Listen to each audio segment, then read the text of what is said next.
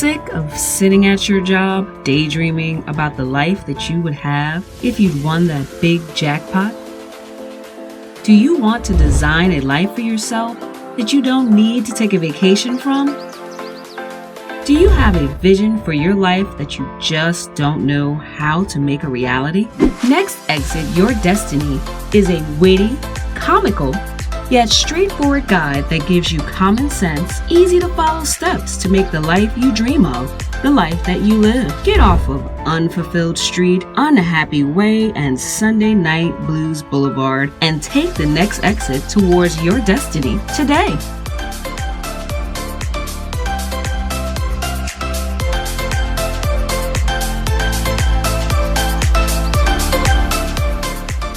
All right, greetings everyone. I am Dr. Ebony Paz, author of Next Exit Your Destiny, Taking the Road Towards the Life of Your Dreams. And I am also the host of this channel, which is Dream Building 101.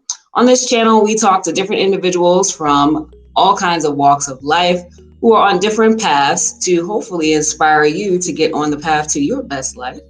And today, I have the pleasure of speaking to Miss Marshiray Griffin. She is the CEO and owner of Kindred Care, and I've known this young lady for quite some time. We met just like quite a few other people who have been guests on this channel at Andrew Jackson High School in Jacksonville, Florida. And I'm going to let her go ahead and introduce herself and tell people a little bit more about you, who you are, and what you do. But before she does that, don't forget, if you like what you see here, go ahead and hit like, share, and subscribe to the channel. Okay, so Ms. Griffin, why don't you go ahead and tell everybody who you are, what you do, and a little bit about yourself. All right. So good morning. Well, hello. I'm Marshiray Griffin. And, as you just mentioned, Ebony, I am currently owner, operator of Kindred Care EMS. We are a non-emergency medical transportation company that provides transport to patients in the Jacksonville area and as recent surrounding areas also. We provide the medical transportation to and from different appointments, treatments, and sometimes even ERs. So that's who I am. Previous life was a school counselor, had been in education for some time, but now I am in the medical field.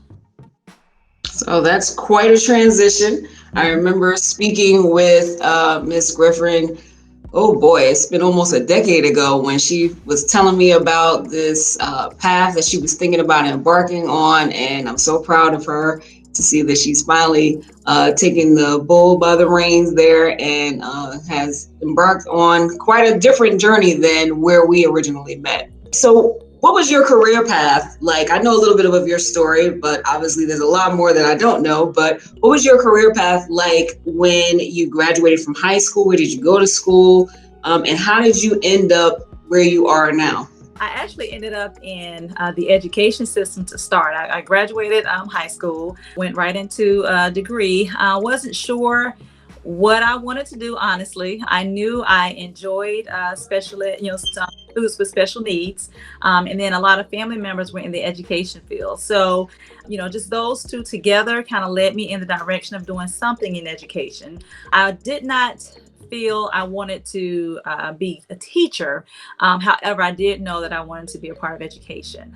So after going to school for some time, I then did a little more research and found myself doing a school counseling program through Webster University. I did spend a year doing reading intervention. That was when I transferred here back from Orlando back to Jacksonville because I'm a native of Jacksonville. And after being in that role for some time, I really just kind of started missing that school counseling role, and that's how I found myself back in that position at Andrew Jackson. So while I was in my last few years at Duval County, I did transition to gear up specialist position. And that position basically was somewhat like a counseling role, but it also included just a little more, I don't know, it was a little, more than just the school counseling. Instead of focusing on, the psychology side, it was really about getting students in need, getting those students successfully through their education program, starting in middle school, following those students, and eventually getting them into college. So I enjoyed myself there. However, before I went into the role, I had already, as you mentioned, Ebony, I was talking about, entrepreneurship and considering this field because my sibling was already doing this work in Atlanta, Georgia. He came to me about, doing the work here in Jacksonville. So at that point, I knew I wanted to be a part of that. And it was just a matter of actually, finding what we needed to do to make it happen here in Jacksonville. So this was happening while I was in the role as a counselor. So when I transitioned into the Gear Up position, the work had already began with the entrepreneur piece, and we were actually making it happen. It was coming to fruition, and I had to make a decision at that point. I found myself spending a lot of time. Well, I found myself actually doing more work with the business than I was with the school in the counseling role, the specialist role that I was in. So at that point, I had to make a decision. Are we going to focus on the business or are we going to focus on education? So I made a very tough decision to separate from Duval County and go ahead and throw myself fully into this role as a business owner with Kindred Care. And that's where I've been since. Oh, that's quite the journey. And, like I said before, I'm so proud of you because it's one thing for someone to express a dream and talk about doing something, but it's a whole different thing about when someone actually does what it is that they, envision in their head. And I talk a little bit about that in my book about the different stages of dream building. So tell us about a challenge you faced on your path, a turn back moment, if you will, and how did you overcome it? So, the tough part was having to make that decision to fully transition and commit to the role of an owner of the company. When you're in a field, as long as I've been in, that really becomes a part of who you are. And it was me having to make the decision, no, Ray, that's not us anymore. We've got to focus on this business that, we decided to go into. There were quite a few times where I went out to look for, for different positions, opportunities, maybe to just, still be able to be involved in the education system, especially with DCPS. But I had to, actually tell myself, no, we can't go back. We've got to keep moving forward, pushing through, the decision that we made and really focusing on the business. And I'm glad I did, because while that was the tough time, I'm finally starting to see the benefits of it all and finding myself still in a position where I can have some influence on, young people, helping them with their career paths. Two of my employees actually are previous students that actually were under me while I was a school counselor. What did you learn from the experience? And I know that your business is still somewhat young, but you are, like you said, starting to actually see the fruits of your labor. And, you've reached a point where you're glad that you went through that tough time. What is it that you felt like you learned from that experience? And what did you wish that you knew before embarking on that path? Gotcha. So what I learned from that experience was that you can never do too much research. And, it's important that we not just focus on, the work that we're trying to do, but also make sure we have a good understanding of business and how business works. Regardless as to what venture, you may decide to go in, there's still a business piece that you have to be mindful of. Now, we do actually contract others to help us with some of the business, some things on the business side, an accountant, lawyer, we do have, and also an HR person to help us with some of those business things. However, had I just, done a little more research on my end, I definitely could have prevented some of the financial losses that we experienced, just not being aware of some of those other things.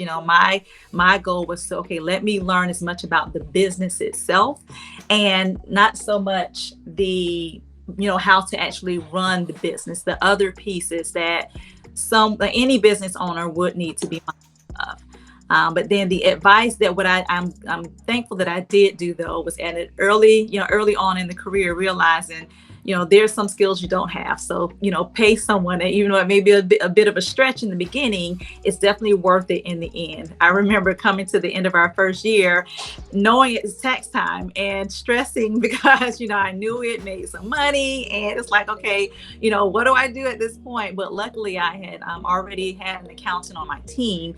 So he was able to take care of quite a few of those things that I was stressed out about. And that gave me the peace to know that, there's certain things that I don't have to worry about, because I've got enough to be worried about this business itself. So, make sure I had him on the team in the beginning definitely took a load off. So, as much as you can, really make sure you're clear about all of the pieces that play a part, and not just running the day-to-day operations, but, also those pieces that need to be in place to make sure, you are able to sustain, maintain, and be overall a business success.